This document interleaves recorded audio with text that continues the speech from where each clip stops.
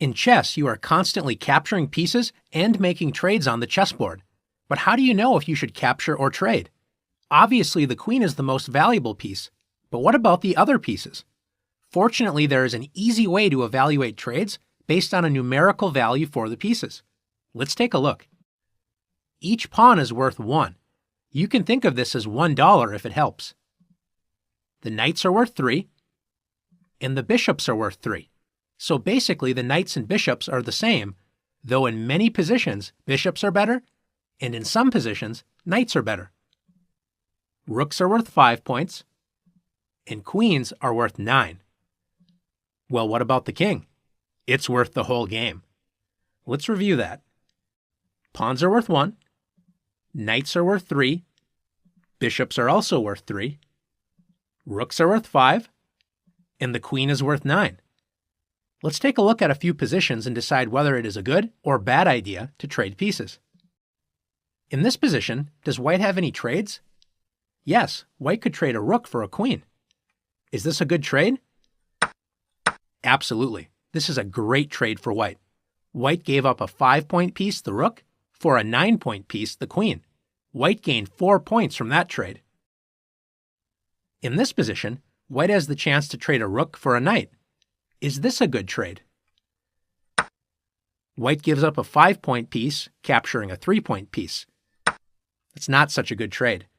White loses 2 points out of that trade. Let's take a look at one more position. In this position, white can play rook takes d8, trading a rook for a rook. Is this a good trade?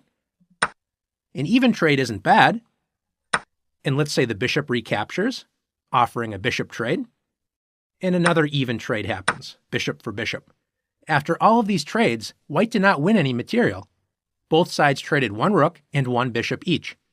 Notice white was up a pawn before all these trades happened, so white's position is still pretty good. But was there a better way white could have handled this position? Let's take a look. When you have a chance to capture or trade pieces, remember to look at all of your options first. Was rook takes d8 white's only option to trade pieces? Look at white's bishop. White could have played bishop takes d8.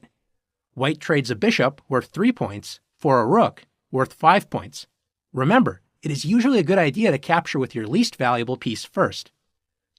Let's say black recaptures with the rook. White now has the chance to trade rooks, 5 points for 5 points. Is this a good trade for white? You might think it's just even, but remember this idea. When you are ahead in material, it's good to trade pieces. When you are behind in material, you should avoid trades and keep the position complicated. Since white is up material, this is a good idea to trade rooks. White now has a much better endgame. White is up a rook for a bishop and has an extra pawn. Now that you've learned the value of the pieces, let's see if you can use these values to decide whether or not to trade pieces.